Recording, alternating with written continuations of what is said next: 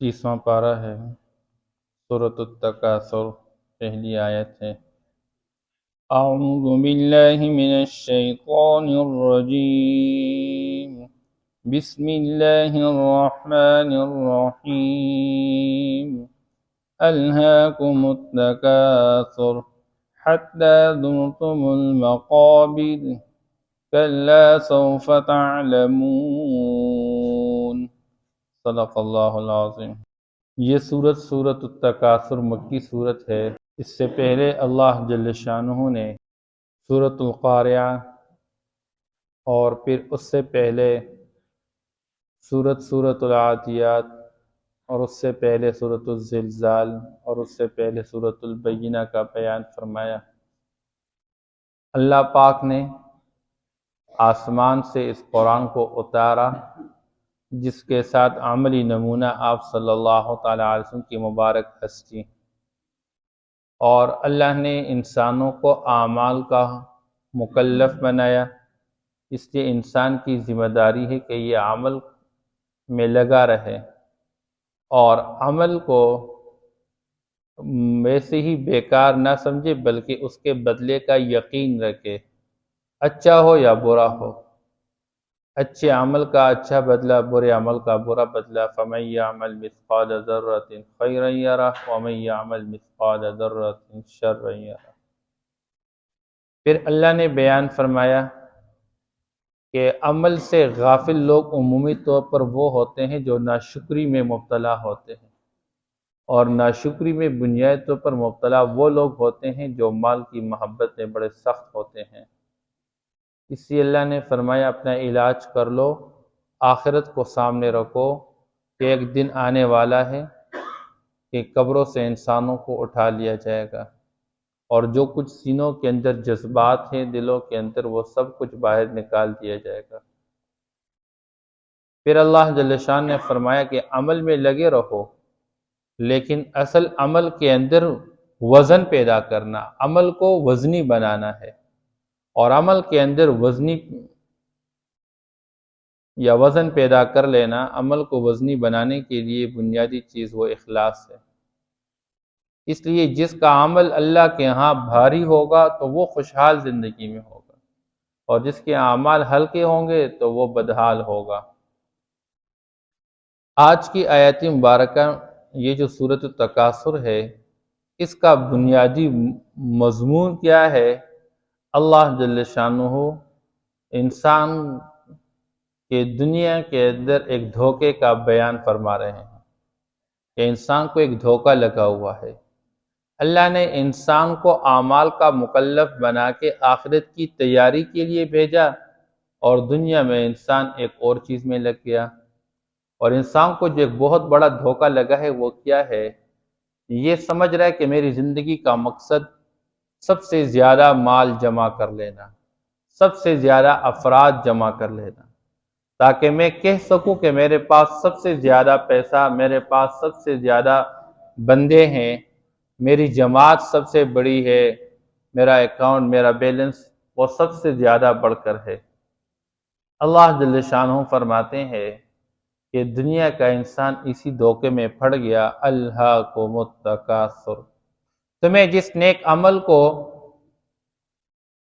وزنی بنانے کے لیے کہا گیا، عمل میں لگے رہو، عمل کو وزنی بنا لو، تمہاری ذمہ داری یہ تھی، لیکن تم دنیا کے اندر اعمال سے غافل ہو چکے، اور کس چیز نے تمہیں غفلت میں ڈال دیا؟ التکاثر، الہاکم التکاثر، تمہیں دنیا کے اندر مال اور افراد کے اعتبار سے ایک دوسرے پر زیادتی میں فخر کرنے نے غفلت میں ڈال دیا، غافل بنا دیا۔ ہر بندہ یہ کوشش کر رہا ہے کہ اس کے پاس اتنا ہے تو میں اس سے زیادہ کماؤں، اس نے اتنا جمع کیا میں اس سے زیادہ جمع کر لوں، اس کے پاس 2 پلاٹ تو میرے 4 بن جائے، اس کا 1 پلازا میرے 2 بن جائے۔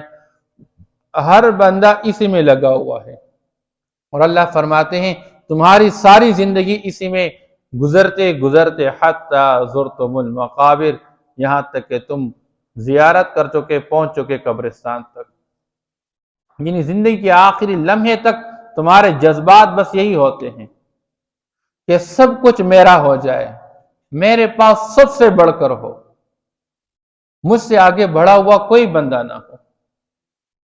اب دنیا کے اندر انسان کا مزاج، اب میں بات کرنے والا، میں اپنے بارے میں تو بتا سکتا ہوں کہ میں تو واقعی ایسا ہی ہوں، باقی ہر بندہ اپنے گریبان میں سوچ سکتا ہے کہ واقعی یہ بات ایسی ہے کہ نہیں ہے۔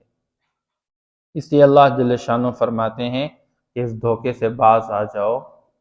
کلا سوف تعلمون، ہرگز دنیا کی زندگی کے حوالے سے حقیقت یہ نہیں ہے جو تم اپنا چکے ہو، تم جس چیز میں لگے ہوئے ہو یہ دنیاوی زندگی کی حقیقت نہیں ہے۔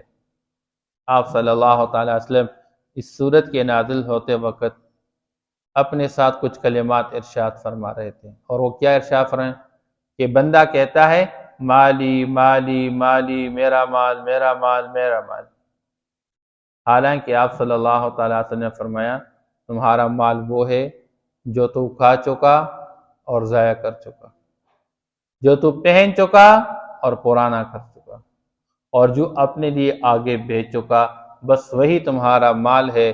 جو تو چھوڑ چکا وہ تمہارا نہیں، وہ تو کسی اور کا ہے، اس سے تو اور لوگ مزے لیں گے۔ آپ صلی اللہ تعالیٰ علیہ وسلم نے ایک موقع پہ فرمایا کہ تم تو بتاؤ مجھے، تم میں سے کون سا بندہ اپنے سے زیادہ اپنے وارث کے مال کو محبوب سمجھتا ہے؟ ایسا کوئی ہے؟ اپنے مال کی بجائے اپنے بیٹے کے مال کو بھی محبوب نہیں سمجھتا، بندہ سمجھتا ہے کل میں اس کا محتاج نہ بن جاؤں۔ اپنی اولاد کے مال پہ بھی بندہ نظر نہیں ہے، بندہ سمجھتا ہے میں خود کماؤں، اپنے لیے خود جمع کر لوں، میں کسی کا محتاج نہ بنوں۔ تو صحابہ نے فرمایا اللہ کے رسول، ہم میں سے ہر ایک کو تو اپنے وارث کے مال سے بڑھ کر اپنا مال محبوب رہتا ہے۔ تو فرمایا جو انسان کا اپنا مال ہے وہ یہی ہے جو کھا چکا، پہن چکا اور آگے بیچ چکا، بس تو جمع کر کے چھوڑ دو تمہارا نہیں ہے۔ ہاں یہ اگرچہ شریعت کا مزاج ہے، ایسا بھی نہیں کرنا چاہیے۔ بعض لوگ دنیا کے اندر افراط اور تفریط کے شکار ہو جاتے ہیں۔ ایک تو بس دنیاوی زندگی کو مقصود بنانا، پیسے پہ پیسے جمع کرانا اور آخرت سے مکمل غافل رہنا، نہ اپنی ذات کی فکر آخرت کے اعتبار، نہ اپنی اولاد کی فکر، یہ بھی مناسب نہیں ہے۔ اور ایک بندہ بعض اوقات ایسا ہوتا ہے کہ جی بس آخرت ہی مقصود ہے، دنیا کے ساتھ میرا کوئی سروکار نہیں، یہ بھی مناسب نہیں ہے۔ اسعد رضی اللہ تعالیٰ عنہ ایک موقع پہ حد درجے بیمار ہو گئے، فتح مکہ کا موقع غالباً ہے، اور اتنی بیماری لائق ہے کہ وہ یہ اندازہ لگا جو کہ گویا کہ میری زندگی کے آخری ایام چل رہے ہیں۔ اس سے آپ صلی اللہ تعالیٰ وسلم کے سامنے عرض کرنے لگے اللہ کے رسول، میں اپنا پورا مال بیت المال میں جمع کرنا چاہتا ہوں۔ آپ صلی اللہ علیہ وسلم نے فرمایا نہیں، پورا مال نہیں۔ فرمایا اے اللہ کے رسول آدھا مال، فرمایا نہیں، آدھا بھی نہیں۔ میں فرمایا تیسرا حصہ، فرمایا بس یہ کافی ہے۔ 1/3 حصہ تم وقف کر لو، بقیہ 2 حصے اپنی اولاد کے لیے چھوڑ لو۔ تم اپنی اولاد کو اس حال میں چھوڑو کہ وہ مستغنی ہو، یہ اچھا ہے اس اعتبار سے کہ کل تم دنیا سے رخصت ہو جاؤ، تیری اولاد لوگوں کے سامنے ہاتھ پھیلا کے مانگنے والے بن جائے۔ اس سے اعتدال کے ساتھ چلنا چاہیے، دونوں باتوں کی گنجائش۔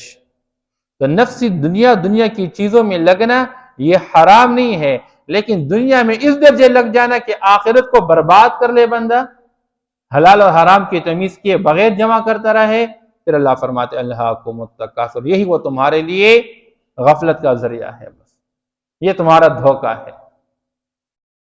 تو فرمایا ہرگز کلا سوف تعلمون، کہ دنیا کے انسان یہ بات سمجھو کہ دنیاوی زندگی کا مقصد یہ نہیں جو تم سمجھ رہے ہو کہ مال پہ مال جمع کر لینا، صبح شام یہی سوچ فکر، اٹھنا بیٹھنا لیٹنا چلنا پھرنا، بس پیسہ پیسہ پیسہ، فرمایا یہ نہیں ہے۔ ثم کلا سوف تعلمون، پھر ہرگز ایسا نہیں، عنقریب تم جانو کہ دنیاوی زندگی حقیقت کیا تھی۔ کلا لو تعلمون علم الیقین، اللہ فرماتے کاش تو یقین کے علم کے ساتھ جان لیتا، اگر تمہیں یقین حاصل ہوتا اس بات کا کہ دنیاوی زندگی کا مقصد یہ نہیں ہے جو میں لگا ہوا ہوں، لما الہاکم التکاثر، تو تمہیں دنیا میں کثرت کے اعتبار سے، زیادتی کے اعتبار سے، ایک دوسرے پر فخر کرنے والی چیز تمہیں غفلت میں نہ ڈال دیتی۔ لیکن آج جب تو غافل ہو گیا ہے اس کی سب سے بڑی وجہ یہ ہے، نماز سے غافل، روزے سے غافل، حج سے غافل، زکوٰۃ سے غافل۔ لاکھوں کروڑوں اللہ نے عطا فرمائے ہیں، اور ملکوں کے سفر کر رہے ہیں، لیکن حج کا سفر نہیں کر رہے ہیں، تو اس کو فریضہ ہی نہیں سمجھ رہے ہیں۔ پلاٹوں پہ پلاٹ جمع کر رہے ہیں، لیکن فرض حج ادا نہیں کر رہے ہیں۔ وہ سالوں بیچارے اس پریشانی میں ہیں، حالانکہ آپ صلی اللہ تعالیٰ وسلم نے فرمایا کسی بندے پر حج فرض ہو گیا اور فرض حج ادا نہ کر چکا، اور یہ دنیا سے رخصت ہو رہا ہے اور یہ اپنے ورثاء کو وصیت بھی نہ کر چکا، مجھے اس بندے کی کوئی پرواہ نہیں، یہودی مر کے چلا جائے اور یا عیسائی بن کے چلا جائے۔ اب یہ کتنا اہم فریضہ ہے۔ اور پھر اور معاملات ہمارے دنیا کے اندر ایسے کہ رسومات ہے، اس پر ہم لاکھوں روپیہ خرچ کرتے لیکن فرض حج ادا نہیں کرتے۔ بعض لوگ اس دھوکے میں تو عمرے پہ عمرے کرتے لیکن فرض حج ادا نہیں کرتے ہیں، حالانکہ اگر حج فرض ہو جائے، آپ صلی اللہ تعالیٰ علیہ وسلم نے جو تعلیمات دی ہوئی اس کے مطابق ایک مرتبہ زندگی میں حج فرض، اور بعد میں بندہ غریب بھی ہو گیا پھر بھی حج کا فریضہ باقی ہے۔ اگر بندہ مر گیا پھر ورثاء کو چاہیے کہ وہ اس کی طرف سے حج ادا کر لے، اور اس کو وصیت کرنی چاہیے اس بارے میں، ورنہ یہ گناہگار ہوگا۔ بہرحال اللہ فرماتے کاش تم جان لیں، لَتَرَوُنَّ الْجَحِيمَ، یقیناً ضرور بھی ضرور تم جہنم کی بھڑکتی ہوئی آگ کو دیکھو گے، ثُمَّ لَتَرَوُنَّهَا عَيْنَ الْيَقِينِ، پھر ضرور بھی ضرور تم دیکھو گے یقین کی آنکھ سے اس جہنم کو، ثُمَّ لَتُسْأَلُنَّ يَوْمَئِذٍ عَنِ النَّعِيمِ، اور جب ایسا دن واقع ہو جائے گا تم سے ایک ایک نعمت کے بارے میں پوچھا جائے گا، تم پوچھے جاؤ گے، ایک ایک نعمت کے بارے میں اللہ پوچھیں گے۔ آپ صلی اللہ تعالیٰ علیہ وسلم نے فرمایا یہ ٹھنڈا پانی جو بندہ پیتا ہے یہ بھی اللہ کی ایک نعمت، اس کے بارے میں پوچھا جائے گا۔ ایک مرتبہ آپ صلی اللہ تعالیٰ علیہ وسلم بھوک لگی ہوئی ہے، ابوبکر رضی اللہ عنہ کو بھوک لگی، عمر رضی اللہ عنہ ساتھ بھوک لگی ہوئے، ابو الہیثم رضی اللہ عنہ کے گھر میں چلے گئے، پتہ چلا وہ باہر نکلے ہوئے ہیں، گھر والے نے اس کے بیٹھنے کا انتظام کیا، اور اتنی دیر میں وہ تشریف لائے، وہ میٹھا پانی گھر میں ختم ہو گیا تھا، میٹھا پانی لانے کے لیے گیا تھا، پینے کا پانی نہیں تھا گھر میں، وہ فون چکے فوراً چٹائی بچھا کے آپ صلی اللہ علیہ وسلم حضرت ابوبکر صدیق اور عمر رضی اللہ تعالیٰ عنہما کو بٹھا دیا، اور پانی پینے کے لیے آئے اور ساتھ کھجور بھی لے کر آئے۔ آپ صلی اللہ تعالیٰ وسلم ابوبکر عمر رضی اللہ تعالیٰ عنہما وہ کھجور بھی کھا چکے، پانی بھی پی چکے۔ پھر آپ صلی اللہ تعالیٰ وسلم نے فرمایا سنو اللہ قیامت کے دن اس بارے میں ہم سے پوچھیں گے۔ صحابہ فرمائے اللہ کے رسول اس حالت میں بھوک حد درجے شدت کی ہے اور ہم صرف پانی پی چکے اور کھجور، اس کے بارے میں پوچھیں؟ ہاں اس کے بارے میں پوچھا جائے گا، جب تم ٹھنڈا پانی پیتے ہو قیامت اللہ اس کے بارے میں پوچھیں۔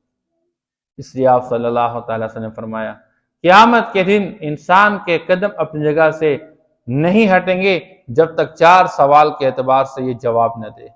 پہلا سوال عن عمرہ فیما افناہ، عمر کے بارے میں، زندگی کے یہ قیمتی لمحات اللہ پوچھیں گے کیسے گزارے تھے۔ یہ ایک ایک سیکنڈ اور یہ ایک ایک منٹ یہ انتہائی قیمتی، اس کا پوچھا جائے گا۔ بغیر کسی بل ادا کرنے کے آنکھوں کا استعمال، کانوں کا استعمال، زبان کا استعمال، اور سالوں سال استعمال کر رہے ہیں۔ جب سے بندہ مکلف بنایا گیا تب سے لے کر موت تک انسان کی ساری زندگی ایسٹیمیٹ لگا دے کتنی بنتی ہے، اس کے ساتھ اللہ پوچھیں گے۔ اور ایک موقع پہ فرمایا شباب، انسان کے اس جوانی کے بارے میں پوچھا جائے گا کہ یہ جوانی کس چیز میں آپ نے پرانی کر دی، جوانی کس چیز میں لگائی؟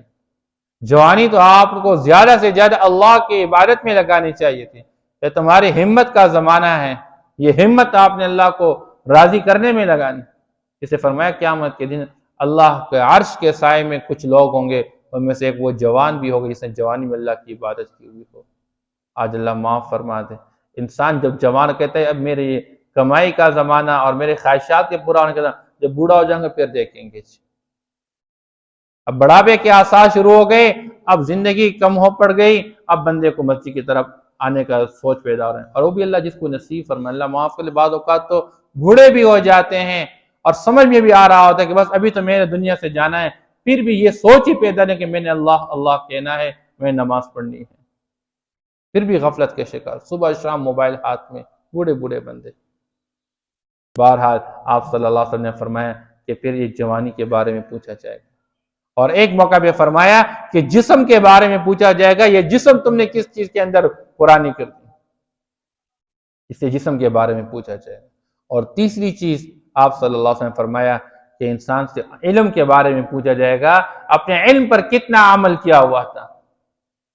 اب اس کا مطلب یہ نہیں کہ ایک بندہ مدرسے کے اندر قرآن حدیث پڑھا ہوا ہے بس صرف اس سے پوچھا جائے گا، نہیں، آپ کو علم حاصل ہو گیا جھوٹ بولنا گناہ ہے، علم حاصل ہو گیا غیبت گناہ ہے، کسی پر تہمت لگانا گناہ ہے، آنکھ کے ساتھ غلط دیکھنا گناہ ہے، کان سے غلط سننا گناہ ہے، یہ ہر ایک کو علم حاصل ہو گیا۔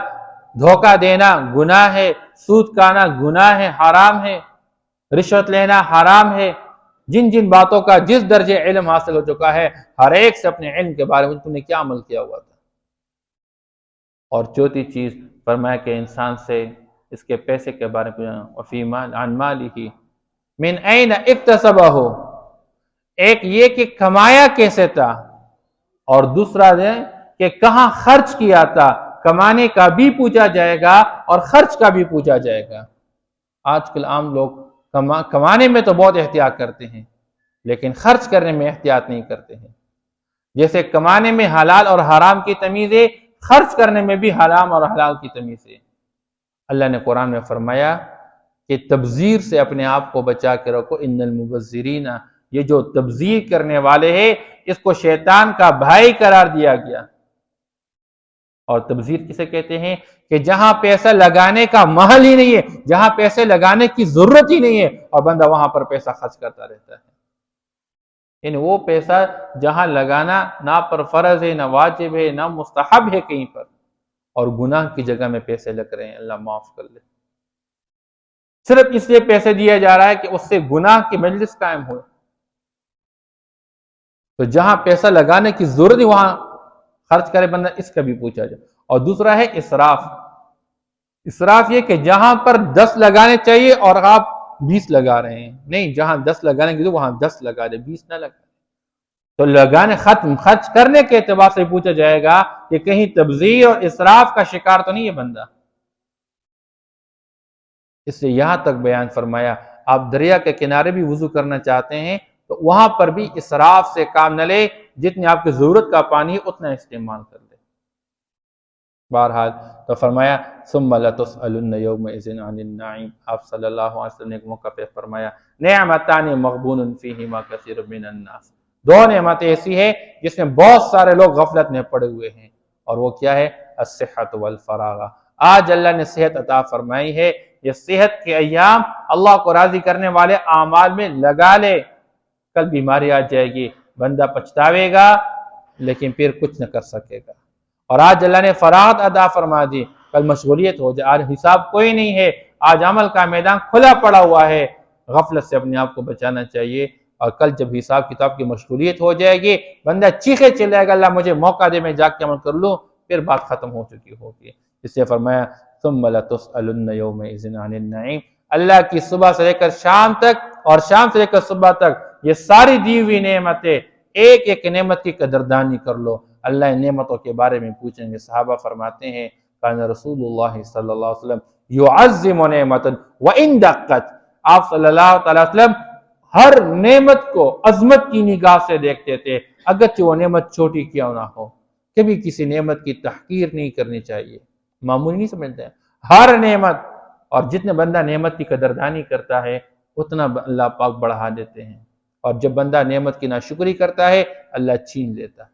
اور سب سے بڑی نعمت آپ صلی اللہ علیہ وسلم نے موقع پہ فرمایا تم سے میرے بارے میں پوچھا جائے گا۔ اس امت کو اللہ نے نبی آخر الزمان عطا فرمایا، پیغمبر اللہ نے وہ عطا فرمایا جس پر اللہ نے نبوت کا سلسلہ ختم کر دیا اور قیامت تک آنے والے انسانوں کے نبی بنا کر بھیجے گئے، تو تم نے اپنے نبی کی کتنی پیروی اور اتباع کی، جس نے آپ کو ایک ایک بات سمجھا دی، تھوکنے تک سمجھا دیا، استنجا تک ساری بات سمجھا دی، چھ جائے کہ عبادات کیسے ہیں، چھ جائے کہ معاملات کیسے ہیں، معاشرت کیسی ہے، یہ ساری باتیں آپ صلی اللہ علیہ وسلم سمجھا دی۔ اور دوسری چیز اللہ نے قرآن تمہیں عطا فرمایا، تم نے قرآن کو کتنا پڑھا، قرآن پر کتنا عمل کیا، یہ قیامت کے دن پوچھا جائے گا۔ اس لیے فرمایا یہ تمہارے پاس نعمت ہے اللہ کی، ان نعمتوں کی قدردانی کرو۔ الہاکم التکاثر، تمہیں غفلت میں ڈال دیا زیادتی میں، ایک دوسرے پر فخر کرنے نے، مال اور افراد کے اعتبار سے ایک دوسرے پر زیادتی میں فخر کرنے نے تمہیں غفلت میں ڈال دیا۔ حتی زرتم المقابر، یہاں تک کہ تم قبرستان پہنچ چکو، یہاں تک کہ تم قبرستان کی چکر لگا چکو۔ کلا سوف تعلمون، ہرگز ایسا نہیں، ان قریب تم جان لوگے۔ ثم کلا سوف تعلمون، پھر ہرگز ایسا نہیں، ان قریب تم جان لوگے۔ کلا لو تعلمون علم الیقین، ہرگز ایسا نہیں، کاش تم یقین کے علم کے ساتھ جان لیتے تو تمہیں دنیاوی زندگی کے اندر مال اور افراد میں کثرت کے اعتبار سے ایک دوسرے پر فخر کرنا یہ تمہیں غفلت میں نہ ڈال دیتی۔ لَتَرَوُنَّ الْجَحِيمَ، اور تم ضرور بھی ضرور جہنم کی بھڑکتی ہوئی آگ کو دیکھ لو گے۔ ثُمَّ لَتَرَوُنَّهَا عَيْنَ الْيَقِينِ، پھر ضرور بھی ضرور تم اس کو یقین کی آنکھ سے دیکھ لو گے۔ ثُمَّ لَتُسْأَلُنَّ يَوْمَئِذٍ عَنِ النَّعِيمِ، پھر تم ضرور بھی ضرور اس دن نعمتوں کے بارے میں پوچھے جاؤ گے۔ صدق اللہ العظیم۔